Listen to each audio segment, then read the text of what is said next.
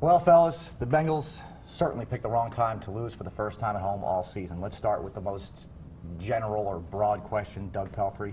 Where did it all go wrong today? To me, I think it starts at the second half because as bad as we played, I think, in the first half, halftime we're up 10-7. Yeah. You know, so to me, I think we should have found something within us to want it more, to feel like, hey, we're this close, let's finish this thing off. And to me, it just fell apart at halftime because we didn't do anything the whole second half. The fumble by Gio Bernard, second quarter, going in, about to take a touchdown lead. That was big too. It was, but it was almost fluky to a large extent. Yeah. He makes a great. They run a great route. It was a great scheme. Everything seemed perfect. He gets off the line of scrimmage, and then the defender makes a great play to knock the football loose. It was big, but it was more fluky than it was anything else. And you can live with a fluky play. And since we're talking about Gio, let's assess blame. It's part of our poll question tonight.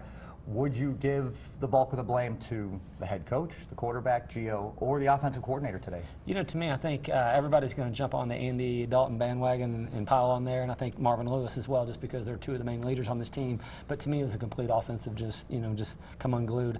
I hesitate to blame somebody like a Jay Gruden. I'll say Jay Gruden just so I can play along with y'all's game as far as who's in it. But to me, it's just a complete offensive, offensive effort or lack of effort. So.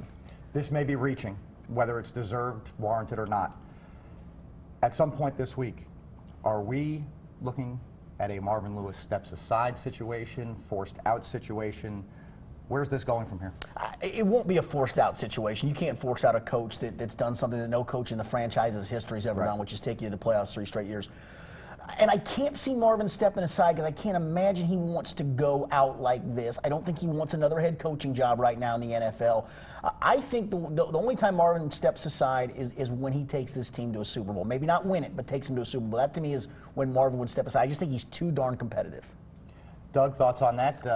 Agree with Skinny 100%. To me, I think the guy's still got a long tenure in this league if he wants it. It's just whether what does he want professionally? Does he want to be a GM? That's the big question, right? Yeah. What does he want? Exactly. I think he's reached the pinnacle as a defensive coordinator with the Ravens. Sure. He's done, like you said, what we've never thought with the Bengals, and now he has to make a career decision. Okay, so what's the future like for the Red Rifle? Andy Dalton, he's now 0-3 in the postseason.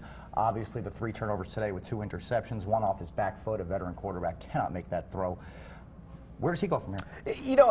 He's the guy who would assess the blame for today's loss. I mean, he turned the football over 3 times and down the stretch made a couple of bad decisions when it was 20-10 in the drive when you were trying to get back in the football game. That being said, he's still your franchise quarterback. Bengals fans better get used to the belief of that because he's taken you to the playoffs 3 times in a row. I equate this to the Buffalo Bills a little bit. They kept getting to the Super Bowl and kept losing, kept getting to the Super Bowl and kept losing. That make Jim Kelly a bad quarterback? No. And in this case, no. I'm not comparing Andy Dalton to Jim Kelly, for goodness sakes, but Andy Dalton still is a very, very good quarterback in this league. Doug, is he, though, the guy, if and when this franchise wins a Super Bowl, he'll be the guy that does it? I think he can. I think obviously he's got the ability to do it. He just has to, to Skinny's point, he made some mistakes at key points. The thing I think he has is the ability to forget and kind of that amnesia. I thought the second half was setting up perfect for him, that he could almost have like an Andrew Luck type moment where he just kind of, forgets everything, sheds it all off, and, leads him down the field for 3 or 4 scores. It just never happened. So he's got to figure out how to do that. But, I think he's a solid quarterback. He's a good leader. The guys like him. The guys respond to him. He's just got to figure out how to piece it together for a playoff game. Last question. You've got your finger on the pulse of this city pretty good for a lot of years.